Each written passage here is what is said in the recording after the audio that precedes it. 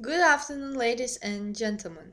My name is Tatiana Ossadchuk, and today I would like to give you information about EU-US relations.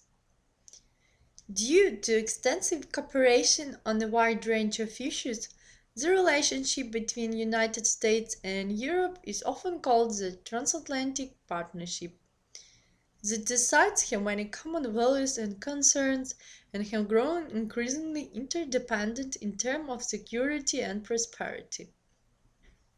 The transatlantic relationship and the main areas of US-European cooperation and shared interests are likely to have continuing implications for US policy during the 140th Congress. Members of Congress may have an interest in considering the dimensions and dynamic of current issues in US-European relations in the course of oversight or legislative activities, or in the context of direct interaction with European legislators and officials. According to most observers, the overall tone of transatlantic relations during the Obama administration has been largely positive. At the same time, a constructive tone does not necessarily translate into tangible results with regard to foreign policy objectives or other goals. With respect to certain issues, US and European policies have been at odds and have generated friction in the relationship from time to time. This report summarizes key issues that both illustrate the nature of US-European cooperation based on shared interests and present challenges in the term of efficiency of such cooperation.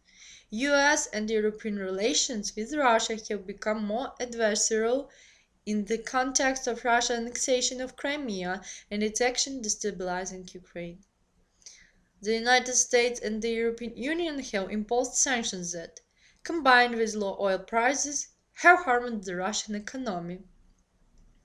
Rising tensions with Russia have altered previous assumptions about European security and affected debates about the future of the North Atlantic Treaty Organization and European energy security. The United States and European countries have been cooperating in efforts to counter the Islamic State and seek a political solution to the conflict in Syria. Recent estimates suggest that upward of 3,000 European citizens have traveled to Syria and Iraq to join groups involved in the conflict, and the potential threat posed by returning foreign fighters has become a central concern. US-EU counterterrorism cooperation has been strong since 2009-2011. Also, differences regarding data privacy have posed some key information sharing challenges. The United States and Europe remain central actors in negotiations seeking to reach an agreement that ensures that Iran's nuclear program can be used solely for peaceful purposes. While an extensive array of US and EU sanctions have worked to isolate and pressure Iran, the final outcome of talks remains uncertain. The United States and European Union share broad objectives with regard to resolving the Israel-Palestinian conflict. Increased European support for recognizing Palestinian statehood, however, has diverged from the approach taken by the United States and strained Europeans' relationship with Israel. The United States and EU have the largest trade and investment relationship in the world. The two sides have been negotiating a free trade agreement, the Transatlantic Trade and Investment Partnership aimed at boosting jobs and growth on both sides. But obstacles could make it difficult to include a deal by the end of 2015.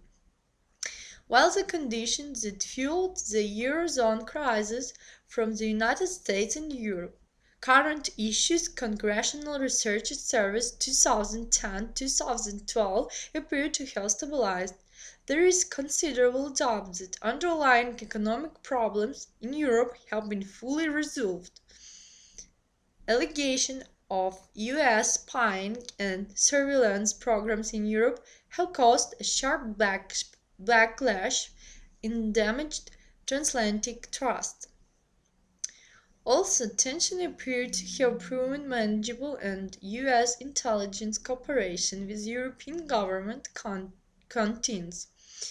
Data privacy concerns could complicate future talks on US-EU information sharing agreements.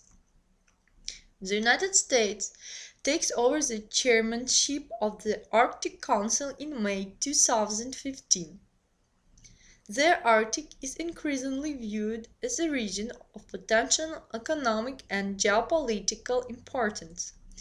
As the United States and Europe face changing geopolitical environments, some observers assert that the global influence of the Euro-Atlantic Partnership is declining.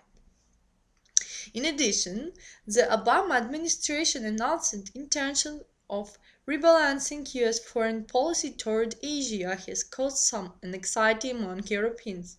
Overall, however, most analysts maintain that the United States and Europe are likely to remain one another's closest partner and that US-European cooperation is likely to remain the foundation of international action on a wide range of critical issues. That's all. Thank you very much for your attention.